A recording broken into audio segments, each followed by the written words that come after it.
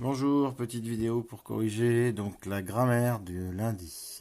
Donc on commence avec le sujet. Je pars à la montagne dans quelques jours avec des amis. Donc qui est-ce qui fait l'action? C'est je. Le sujet je. Le verbe donc c'est qu'est-ce que je fais? Je pars. Hop. Alors ensuite on s'intéresse au complément d'objet. S'il y en a, je pars à la montagne. Est-ce que je peux l'enlever? Je pars dans quelques jours avec des amis. Oui.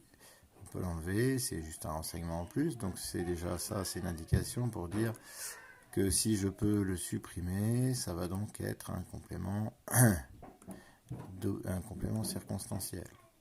Okay. Donc à la montagne, c'est un premier complément circonstanciel. Est-ce que je peux enlever dans quelques jours? Je pars à la montagne avec des amis, oui, dans quelques jours, c'est un deuxième complément circonstanciel. Alors, à la montagne, c'est un complément circonstanciel de lieu. Et dans quelques jours, c'est un complément circonstanciel de temps. Avec des amis, je pars, il nous manque quelque chose. Donc c'est bien quelque chose qu'on ne peut pas supprimer, sinon on perd le sens de la phrase.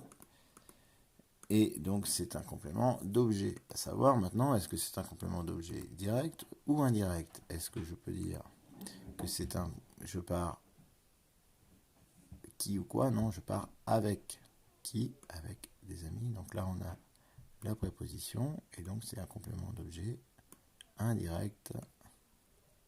Hop. Voilà pour la première phrase. Je vais oui, hop, on va juste enlever tout ça. Essayer de le faire un peu plus propre. Voilà. Alors, tac tac tac. On va essayer de le faire un peu mieux. Voilà. Donc là, complément d'objet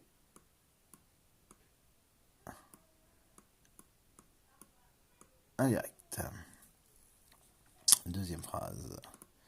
On va chercher soit le verbe ou soit, tout à l'heure on est parti avec le sujet, on peut aussi partir avec le verbe. Nous ferons de belles promenades. Bah là on reconnaît avec la terminaison, on reconnaît... quoi là. Hop, voilà. Ensuite on s'intéresse au sujet. Qui est-ce qui feront des belles? C'est nous. Un point personnel sujet. Qu'est-ce que nous ferons? Nous ferons quoi? Et on va dire de belles balades. C'est donc... On répond à la question quoi? C'est donc un complément d'objet direct. Hop. Alors on peut aussi s'intéresser à la nature, on fera ça après. On va finir donc les phrases. Vous allez sans doute à la mer comme d'habitude. Le verbe ou le sujet, on peut commencer par le sujet. Vous faites quoi? Vous allez. Alors, on pourrait ici, donc quand on a aller sans doute à la mer, on pourrait mettre dans le groupe verbal, on pourrait dire aller à la mer, parce que c'est pas simplement aller hein, à la mer, c'est vraiment un complément du verbe et il est indissociable du verbe. Donc, dans certains cas, on pourra trouver aller à la mer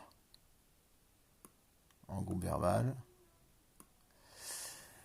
Nous, on va juste s'intéresser au verbe propre, donc on va juste garder aller. Mais si vous avez répondu aller à la mer comme verbe, c'est pas totalement faux. Dans certains cas, c'est accepté. Donc là, nous, si on s'intéresse uniquement au verbe, donc on va regarder juste aller. Donc le verbe, c'est-à-dire le mot que l'on va conjuguer. On va ensuite se poser des questions. Vous allez sans doute. Sans doute, c'est de quelle façon? C'est donc un complément circonstanciel de manière. Voilà. Vous allez où? Eh bien, on va à la mer. Un deuxième complément circonstanciel, et vous y allez comment? Encore comme d'habitude. Donc là, il y avait 3 compléments circonstanciels. Dernière phrase. On va commencer par le sujet. On fêtera encore la musique le 21 juin de cette année. Le sujet, c'est on reconnaît pronom indéfini, pronom personnel indéfini. Ensuite, le verbe, c'est fêtera. On reconnaît la terminaison. On fêtera quoi? On fêtera, la réponse, c'est la musique.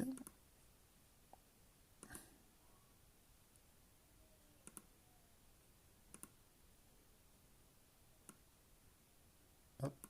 Et donc, ça répond à la question quoi, donc c'est bien un complément d'objet direct. Encore, c'est, pour le coup, on donne un renseignement sur la répétition, c'est donc un complément circonstanciel. On pourrait l'enlever, on fêtera la musique le 21 juin. Donc c'est un complément circonstanciel, on pourrait mettre de temps ou de répétition. On la fêtera quand? Ben, ça sera le 21 juin de cette année. Et ça, c'est aussi un complément circonstanciel de temps. Voilà. Rapidement, on va donner la nature des groupes. À la montagne, on reconnaît le nom. Montagne, c'est donc un groupe nominal. Dans quelques jours, le mot principal, c'est un nom. C'est donc un groupe nominal. Avec des amis, le mot principal, c'est un nom. C'est donc encore un groupe nominal. Donc là, on avait 3 groupes nominaux. Nous ferons de belles promenades. Le mot important, c'est promenade, c'est un nom, avec donc un groupe nominal. Vous allez sans doute, le mot important, c'est doute, c'est donc encore un groupe nominal. À la mer, le mot important, c'est mer, avec un groupe nominal aussi. Et comme d'habitude, le mot habitude, groupe nominal aussi. On fêtera encore. Encore, là, c'est un seul mot qui est invariable, c'est ce qu'on appelle un adverbe. Ensuite, la musique. La musique, le mot important, c'est musique, c'est un nom, donc c'est un groupe nominal. Le 21 juin, le mot important, c'est 21. 21 juin, c'est un groupe nominal. Et voilà. Et de cette année, on pourrait rajouter que c'est un complément du nom du mot 21 juin. Alors pour le coup, 21 juin, c'est un mot composé, puisque c'est un mot unique. Il est en 2 mots, mais pour le coup, ça désigne un seul moment, c'est le 21 juin. C'est pas juste le 21 ou juste juin. Voilà pour la grammaire.